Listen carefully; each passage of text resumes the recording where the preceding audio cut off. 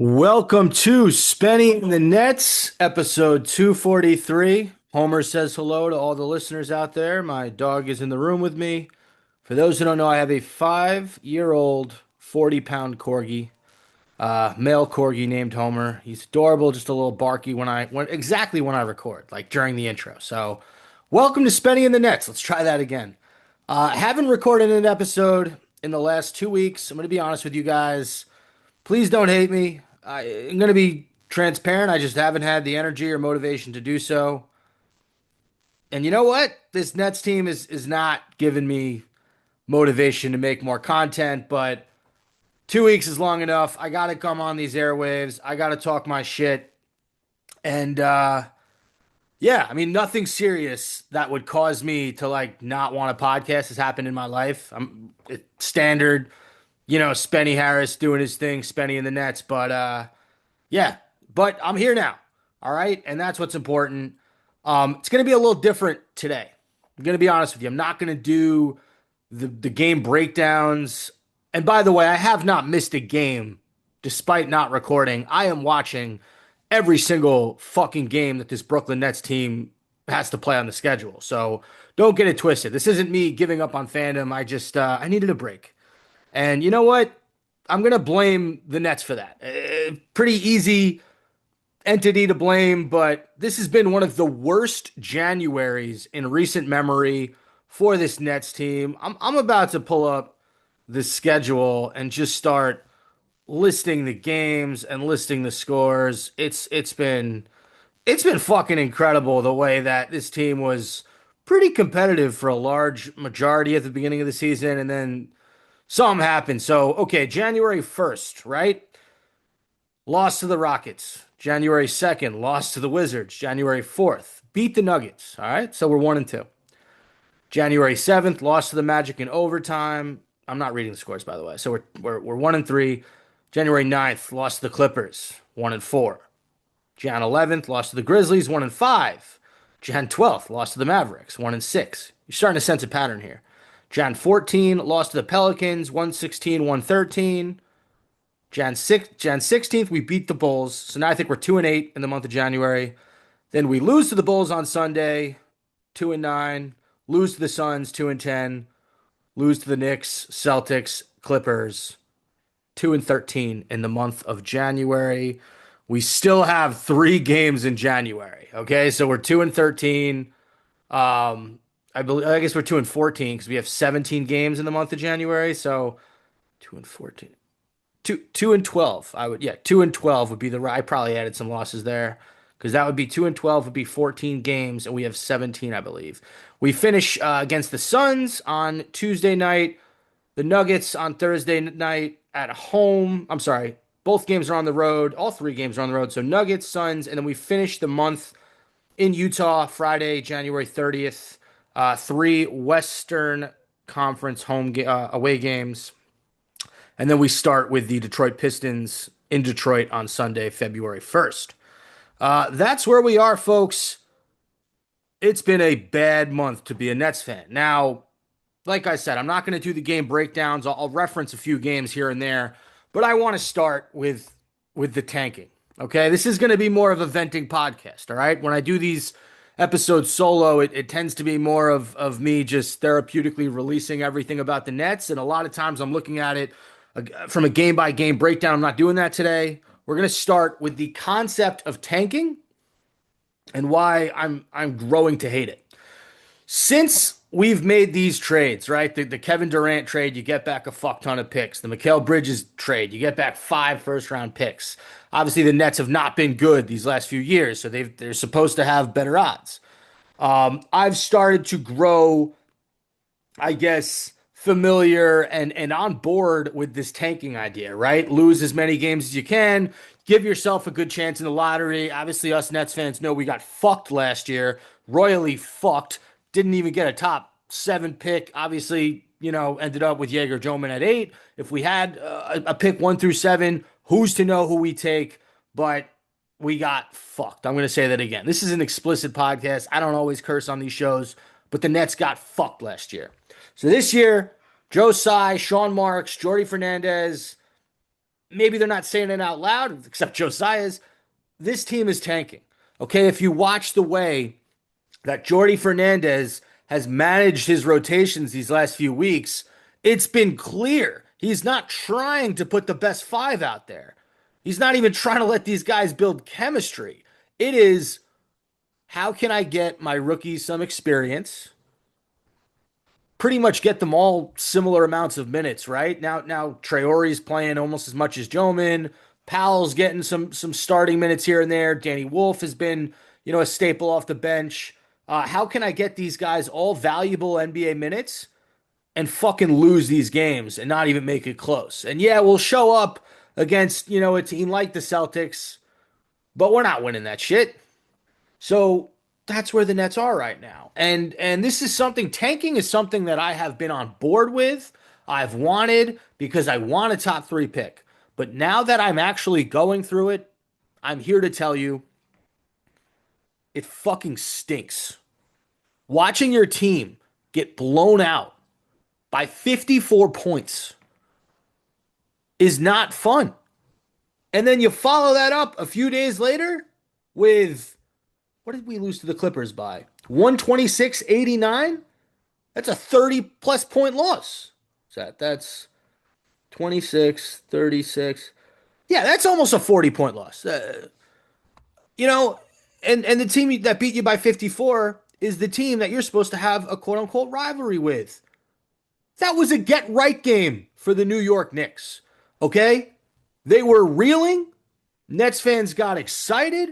We thought, hey, what better way to turn around a shitty month than to get a win at MSG and keep those Knicks losing? And we got shellacked. Wasn't even a contest. The ball tipped up and the game was over. And that, to me, has been a low moment of the entire season. I'm not asking the Nets to go out and win 50 games, but be competitive. All right? I'm going to get to the individual guys in a bit, but as a team, to lose by 54 to a team that you consider your crosstown rival? Embarrassing. Embarrassing. I get it. We're tanking. But I fucking hate it. This is going to sound silly. And I think because I'm in the moment right now, I'm saying this. And maybe it'll all be worth it. Maybe next year, when the Nets have a guy like AJ DeBonsa or Darren Peterson or one of Cam Boozer's son at Duke. I don't want to get his name wrong. Let's just call him Boozer. Maybe I'll be like, all right, the losing, the blowouts, the two back-to-back god-awful seasons. And last year we weren't bad enough. But we were bad, just not bad enough. This year we're bad enough. Maybe it was worth it because we have this superstar. But right now, I'd rather just win a few games than look like this every other night. It's fucking pathetic. Are the odds of getting a top three pick elevated now that we're just noticeably tanking and doing a great job of it? Yeah. I mean, yeah, they are. Like I listed two losses against the Wizards and the Pelicans. That directly helps us, right? So yeah, I get it. We're getting closer to that, those lottery odds that are in our favor. But either way, I hate watching this team lose every single night and lose by a million, and it sucks.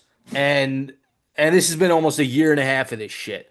I mean, the last time the Nets were somewhat competitive was right around when they acquired McHale and Cam Johnson, and they went into the playoffs, and I think they got beat bad by, I want to say, the 76ers that season, with the Harden and Embiid 76ers. I believe that was the team that kicked their ass in the playoffs, but that was the last time the Nets have been competitive. That's almost over 2 years ago. It's been a while. All right. Let's get to some individual thoughts, our individual players, and my thoughts on them. We're going to start with the rookies. We're going to start with the man from Russia, played his college ball at BYU, the number 8th pick in the 2025-26 draft, Jaeger Joman. Jaeger's had his moments. I mean, don't get me wrong. He's hit some big shots. I can't. He's in a few big threes. There, I think it was the Magic game where Banchero hit the game winner. He had some fucking crazy big shots, and I think the thing that's the most frustrating with me is you see the potential there. He could be a really, really, really good player in the NBA. He's 6'8", got a really nice wingspan. Right now, he needs to wake up and he needs to remember that he's good at basketball. Too many flashes in the pan, not enough consistency. The Celtics game was an embarrassment. That was one of the better games the Nets played. They should have won that game. Double overtime. Joman got outplayed by Nolan Traore by a mile, and he got benched down the stretch in the fourth quarter, and he did not see the court in overtime. It's a number 8 pick overall. I want to see him out there in crunch time, but he's got to earn it. He has to earn it. Traore played more aggressively than he did. He contributed to the game more than he did. Something that Joman does, and I've been saying this for a while now. First of all, I don't think he's a point guard. I think the Nets need to start playing him at the wing position, which is naturally what he is. So maybe some Traore and Jaeger minutes are in the future. He brings the ball up with his back to the defender, and he picks it up right when he crosses half court and gives it to either Claxton or a wing or somebody else. Watch Traore. Traore doesn't do that. Traore is such a better ball handler. He brings it up, immediately looks for that pick and roll. He's crossing over from left to right. He's bouncing with the ball. The way he's moving is so much smoother than Jaeger Joman. And that's something that Jaeger has to work on, but this is the time to work on it. Don't be so passive with the basketball. Be aggressive. We all know the motherfucker can shoot. We all know that. All right, the one question about the kid out of college, can he shoot the three ball? Well, obviously he can. He's shooting 40% as a rookie. I think I saw he's got the second most made or second most games with 2 or more three-pointers in a game in his rookie season since Kerry Kittles. We know he's got the jumper, but show us a little bit more than that. Because right now I'm looking at a young Peja Stojakovic, and I'm not even trying to be funny there. Like I get, they're both from Europe, but that's what he's doing right now. He is a catch and shoot, occasionally off the dribble, hit the three-pointer, and I need to see more. He's young, I get it. All right, I'm gonna say it once. Still need to see more. Wake the fuck up, Jaeger Joman. All right. God damn. By the way, buddy of mine, really good friend of his, is a big BYU fan. He bought a Jaeger Joman jersey from this website. And I got to say, if he can't pick it up, if he keeps getting benched in these games against the Knicks and the Celtics, that jersey is going to be worth fuck all. All right? Pick it up. Make my boy's jersey more valuable in like 5 or 6 years when he's a great. And this kid's, and he can be proud to walk around with a Jaeger Joman jersey. And not just because of the 1 year he had at BYU. Please. All right. Next up, we got Nolan Traore. This is one of the few bright spots in this podcast. I am very impressed with his growth so far. I mean, you saw Jordy hand him the keys to kind of run this offense, the end of that Celtics game, and Traore was great. Beating guys off the dribble, finishing at the rim, hit 2 3-pointers in that game, controlling the pace of the game, beating guys down the court for a fast break layup. Obviously, the missed free throw at the end. Credit to Joe Mazzulla. I was telling my buddy this on the phone. Everyone wants to talk about that last second play in overtime where Mazzulla subbed in Hugo Gonzalez. He hits the 3, sends it to double overtime. But nobody really brought up the fact that Mazzulla, his strategy at the end of the game was to foul the rookie Nolan Traore, and it worked. 3 out of 4. He just needed the one miss. Celtics are down 3. They hit the shot. Game goes into double overtime. They win. I'm not going to fault Traore for the missed free throw, okay? Young kid, first hint of crunch time. It's hard. It's hard. I mean, like, think about Kobe Bryant back in the day in his first few years. Crunch time was not his strong suit. All right, Traore will get there.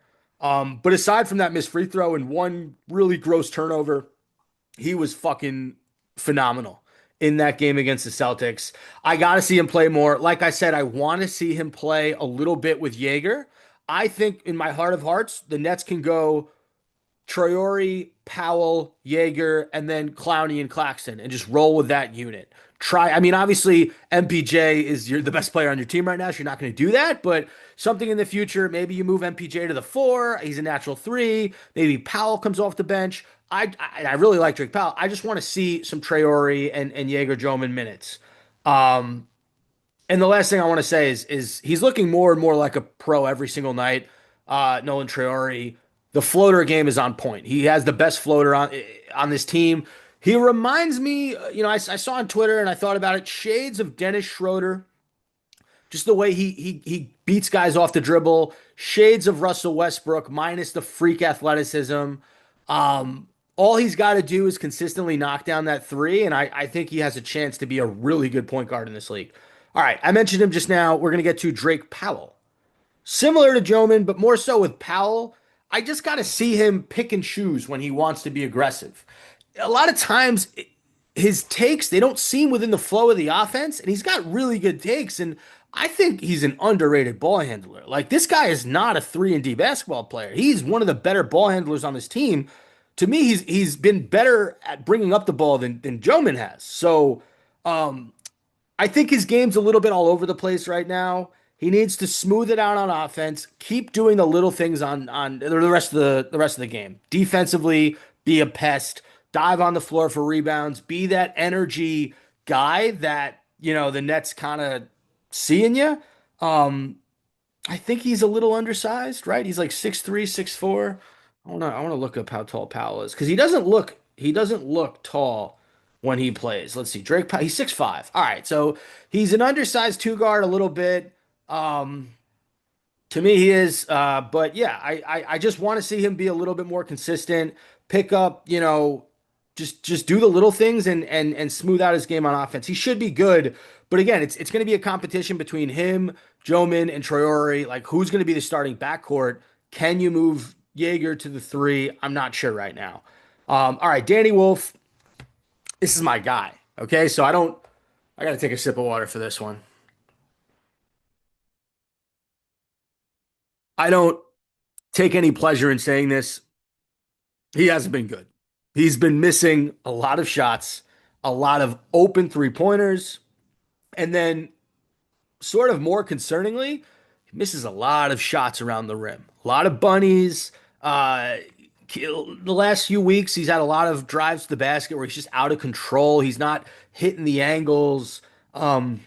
This isn't the Danny Wolf I grew to love towards the beginning of the season. I got to see that old Danny Wolf, the one that was yamming on people, hitting step back threes, making Nikola Jokic passes, the one who controlled the game with his IQ. That is the Danny Wolf that I really want to see. And look, if we want to compare Danny Wolf to Nikola Jokic and say that's his potential, well, hey, Jamal Murray is a pretty goddamn good scoring point guard. Maybe Nolan Traore can be that. Maybe Traore and Jokic can be our version of Jamal Murray. I'm sorry, maybe Traore and Danny Wolf can be our version of Jamal Murray and Nikola Jokic. And maybe Yeager Droman could be Michael Porter Jr. Like that, those are the kinds of conversations you want to have. I'm just not seeing it right now with Wolf. And this is a great time for him to step up. The team is reeling. Guys are taking rests. Each few games. MPJ's missing some games. Terrence Mann's missing some games. Clowney has been there for the most part, but Clowney is. We'll get to him in a bit. It's not like he's one of the better starting power forwards in the league. So Danny Wolf definitely has his opportunities. I just need him to be the guy that I know he's capable of being. Be more confident in your moves to the basket. Continue to be this one of the smartest guys on the court when you have the ball in your hands and when you don't, and just continue working out there. I think he's kind of got like the midseason jitters a little bit, but I'm ready for them to go away because in my opinion, when all four of these rookies I mentioned are playing their best, I think Danny Wolf can be the absolute best out of the four. And I'm not just saying that. Like, I legitimately think potential wise, he has a higher potential than the other three dudes. And then finally, Ben Suraf, extremely raw, not much to say here. He's the biggest project out of all five of these guys. And don't get it twisted, all five of them are projects. Traore might be the closest thing to an unfinished project. Maybe Drake Powell. It's a tie between those two guys because Powell played a lot in college. He had way more years um, at UNC at a very, very competitive school, and he's also like his game is NBA ready. You saw that from the moment Powell stepped on the floor. And then Traore was playing professionally overseas last year. So he's played pro ball, just not in the NBA. Joman, extremely raw, extremely young. Danny Wolf has to kind of figure out the NBA game a little bit more. And then Saraf brings me to my last guy. I don't think that we're gonna see him too much with the big club this year. I know he played against the Clippers. His game is very limited. He can take it to the rack, he can dunk it, he can finish around the rim. Outside of that, not much else he can do well, or even like on average. Like he's a bad shooter, can't really score off the dribble. His vision is okay. He's a point guard in Israel, and he doesn't have the greatest vision. And then defensively, he's not anything special yet. So he's going to be the Nets' biggest project. I think they knew that when they took him, but I don't think we're going to expect to see too many highlights from him this year in the big club, and maybe down the line, like OKC's done with a few of their guys, maybe we can develop him in the G League and just work on all areas of his game, right? Become a better 3-point shooter, acclimate yourself to the NBA game a little bit more, cut down on the turnovers. Those are my thoughts on Ben Suraf. Again, not super high expectations, but he's definitely struggled more than any other player I've mentioned. All right, we're gonna get to the vets real quick. Just want to thank everyone for listening. These episodes, aren't the easiest to put out, but they are helpful in the sense that I get a lot off my chest. I'm watching this team night in, night out. I'm studying them. I'm hearing, what they're saying in the media. I'm a Nets fan. Don't get it twisted.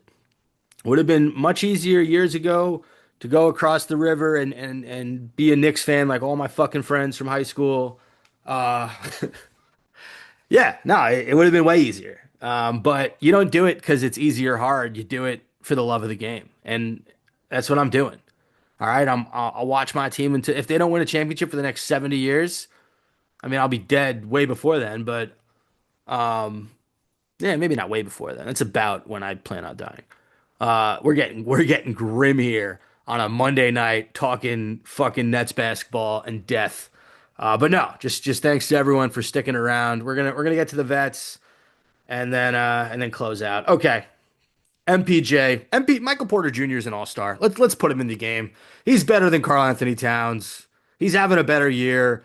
Um, he's just, I mean, obviously he's been cooled off as of lately.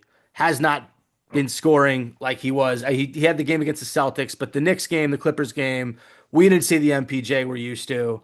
Um, but he is absolutely filthy. He's been filthy this year for the Brooklyn Nets. The amount of shot creation this guy does with really limited offensive weapons around him. He's just been an absolute joy to watch, and that was an absolutely ridiculous trade by Sean Marks to not only deal Cam Johnson but also get a pick back. Uh, MPJ is someone he could move on and try to trade him for assets, but he's definitely someone you can see staying with Brooklyn and eventually getting a bag and just being a leader on this team.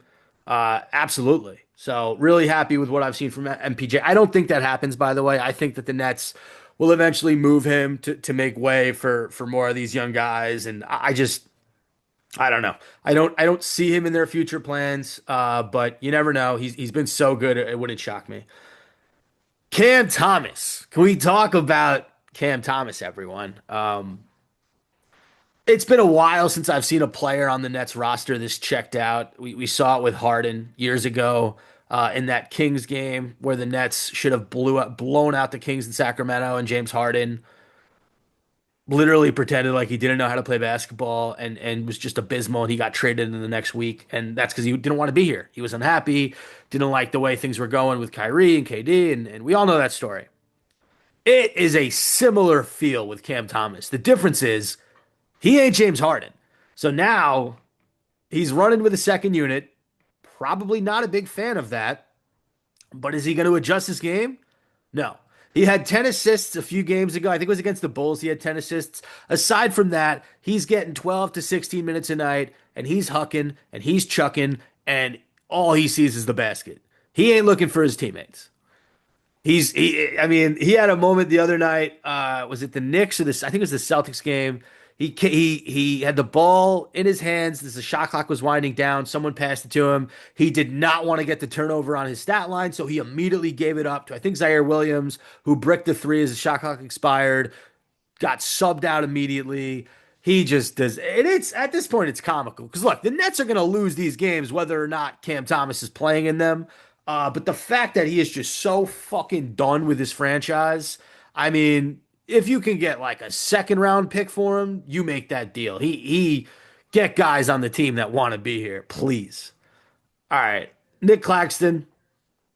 I think Nick Claxton's having a fine year. Obviously, he's shown some elements to his game, whether it's the passing ability, um, that we just haven't seen before, whether it's taking it to the rack off the dribble. He has had a really successful year in terms of like his growth and his time with the Nets.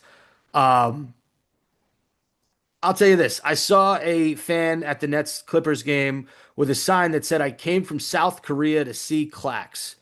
And I thought to myself, has he watched a lot of the other centers in the NBA? Like, has he seen Nikola Jokic or Joel Embiid or even I'll give Karl Anthony Towns the nod there. Like, has he seen, Rudy Gobert or or even Draymond Green at some instances? Like, has he seen these elite centers in the league? I'm sure I'm missing some names. Um, I love Clax. I think his time with the Nets has come to an end. Right now, he's the second or third best starter every single game. And your team's not going to win with that. He needs to be the fourth or fifth best starter. He needs to be on a team like the Lakers or the Clippers or the Warriors or a team where he is not relied upon to do what he's being asked to do as a Brooklyn Net. He's almost a point center at this point. Like he's running offenses, he's trying to make reads, he's getting MPJ involved. He is asked to do a lot on this Nets team, and unfortunately, he ain't that type of player. He isn't that caliber. So yeah, I mean that person came from South Korea to see Clax. I was just like, wow, okay, your standard for a really good basketball player is not the highest. Shit. Come to see Anthony Edwards. Come to see fucking Luka Doncic. Like, come to see Wemby for all I care. But Claxton, you haven't even seen the best, most exciting player. Come to see MPJ. Clax? Averages like whatever. I'm done. I mean, no disrespect to Clax, but he's got to play with a playmaker. He's got to play on one of these playoff contenders. All right, Dayron Sharp, Clax is back up. If Claxton doesn't go, Sharp needs to. It's it's almost malpractice that the Nets continue to run these guys out in the same game, same minutes. They're a very similar type of player. I'm sorry, Sharp bangs the boards a little bit more. I think Claxton is a little bit more versatile on offense. But these two guys have just been, you know, stuck on this shit Nets team for a while, and they both deserve to be on contenders. So trade one of them, maybe trade both of them if you plan on drafting a center next year. Um, if I have my choice, I'd prefer to keep Dayron here and see what he can do in the starting role and just give him a little bit. But yeah, it's time. It's time for the Nets to move on from one of these guys. All right, Noah Clowney, meh, eh. Get a Larry David from me. Definition of hot and cold.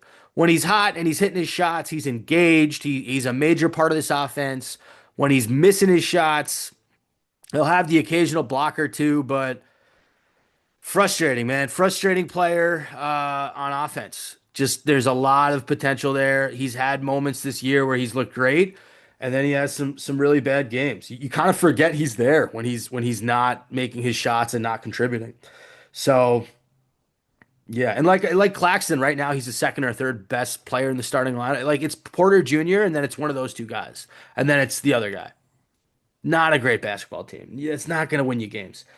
Zaire Williams, this is just not the right place for Zaire Williams anymore. I love Zaire. I thought he was a great addition to this Nets team last year. Obviously, last year he played great. He belongs on another team. Like He when he gets in there, he's trying to be aggressive. He's trying to get himself another contract, but it's hard. He is a catch and shoot kind of guy. He is a 3-and-D guy, and occasionally you see him get in there and try to do a little bit too much because of how limited this team is offensively, and it makes him look bad. But he's not a bad player. I just think he gets in there and tries to do a little bit too much, given the lack of talent around him. All right, and then finally, Terrence Mann. I don't know if we see Terrence Mann in an NBA uniform in the next 2 years. I think maybe next year he gets another run with the team. I think after this year, he might be done because I don't see it enough from him. He started a lot of games for the Nets, but I can see why the Clippers were all right moving on from him. He doesn't have a lot to his game. He's not the quickest. He's not the most athletic. Not the greatest 3-point shooter. He's just a very, very average NBA player, and I just don't think that cuts it anymore in this league because there's so much talent. All right, that was my thoughts on everybody. I'm not going to go through the entire roster. I think I missed out on like two or three guys, but it's fine. Random thoughts. I mentioned this earlier in the show. This draft class next year has looked so good. I mentioned the three top guys. There have been some other guys. I said there were multiple 40-point performances. It was DeBonsa and another guy the other day. Apologies for not knowing any of these other names. Caleb Wilson, obviously out of UNC. But that's the only thing stopping me from going crazy with the way the Nets are losing is the fact that next year we're going to get a stud. We're going to get a top four pick. I'll say that. We can't get less than four. Top four pick. Top three pick, speaking into existence. All right. We're going to end the show with some shout outs to some OGs. So these are some guys that just evoked love from me, whether it was watching them play, whether it was meeting them, whether it was just listening to them talk to the media, listen to their passion for the game of basketball. Every single person on this list, or even like taking me to the game, every single person on this list is the cause of my love for this Nets organization that started in New Jersey and now they're in Brooklyn. So here's my shout out to all the OGs. We'll start with Richard Jefferson. All right, people who have listened to this podcast have heard this story. Me and Nick went to media day when we were like 9 and 7, I think, and every single player there ignored us. Richard Jefferson was the only guy who came over. He took a picture with us. He was super friendly. Years later, and we're talking like 20 years later. So, yeah, about 2 or 3 years ago, I posted a video of me hooping on TikTok, hitting some shots. I tagged Richard Jefferson. He commented and wrote, "I see you." And I also love the fact that he won a championship with the Cavaliers in his career, and now he's killing it in the media game. Watch his new YouTube show. He interviews all these former and current NBA players. It's fucking hilarious. I think it's called The Richard Show. But yeah, he's the first OG on this list I got to show love to. All right, next, Jason Kidd, obviously the greatest net in my lifetime, and Kevin Durant was on this team, but Jason Kidd to me was a more exciting, more successful net. He was the greatest passer I've ever seen with my own two eyes. That's all I'm going to say. All right, next up, Vince Carter. I have his jersey right there. You can see it right behind me. I had that jersey signed by Vince Carter at the NBA store in, I want to say, 2004. I met him. He signed the jersey. And then a reporter from NBC interviewed me. He said, "What do you think? How was your?" I think, yeah. He said, like, what did you think about today? And my response was, "This was the greatest day of my life." At about 11 years old. So very, very, very cool meeting him. And then he provided some of the craziest highlights that I've ever seen from a New Jersey or Brooklyn net. All right, next up, Lucius Harris. Hit a bunch of three-pointers, rode on the bike when he wasn't playing, wore a face mask, overall cool bench guy. Number four, this is number five, actually. Aaron Williams, former guest of the pod. I back in the day, I always thought that he should have played a little bit more than Jason Collins did. I just thought offensively he had a little bit more in the tank than Collins. Now, the experts back then would tell me Collins was much better defensively than Aaron Williams, but I always thought that the A train should have got more love. However, he was essential to those Nets teams in '01 and '02. So shout out to Aaron Williams. The next two guys are my father, Kevin Shadman, and my brother, Nick Shadman. My dad bought season tickets when we were kids. He was actually a Knicks fan, but he wanted to bond with us, and the tickets to Madison Square Garden were way too fucking pricey. So we went to Continental Arena to watch a young Jason Kidd led team go to the finals. And that was the inception of my Nets fandom. And I wouldn't have been that way if it wasn't for Kevin Shadman. Nick Shadman, my little brother, co-host of the podcast when he's not super busy with other stuff, which that's okay. Like I'm not upset about that. Nick has a lot going on and I'm super stoked for him and I get super happy when he's working on this stuff. It just, it allows me to do the podcast solo and but he's also part of this Nets thing, right? He's been my co-host on and off for about 4 years now, 5 years since I started this show. And we've been to Nets games together, and he's the fucking best. And if you don't know his work, check out I Mostly Blame Myself on Instagram. Find his Instagram. I mean, he's just got some really cool stuff in the works in terms of films, movies, TV shows, podcasts. Like the kid is on fire right now, and he's about to blow up in a big way. And he's also my little brother. So stay humble, Nick. Bob Sapol. Bob Sapol, friend of my dad's, still does business together. They split tickets in the early 2000s. I don't know if my dad would have did it if it wasn't for Bob Sapol splitting tickets with him. So shout out to Bob Sapol. Christian Keena, I still love you, bro. That's all I got there. For those who know. And then Lawrence Frank. Lawrence Frank, former coach of the New Jersey Nets. I saw him at like a big festival at Overpeck Park years ago, and he was in the car, and he gave us this cool like peace sign or whatever, and we exchanged, like hand gestures, just saying hello. I liked him way more back then than I do now because he runs the Clippers, and I think the Clippers are a shitty ran organization. No offense, Mr. Frank, but you blew it. You were with the greatest organization in the world. You coached us. You could have took a job in the front office here and not in Los Angeles where it's hot and not New Jersey or New York. So anyway, Lawrence Frank's out there because I did seeing him that one time when I was like 13 or 14. That was pretty cool. All right, that does it. Thank you guys. It was a bit of a long one since it was solo, but needed to let this all out. So Spenny in the Nets, episode 243. Thanks again for listening, and tune in next week. Bye bye.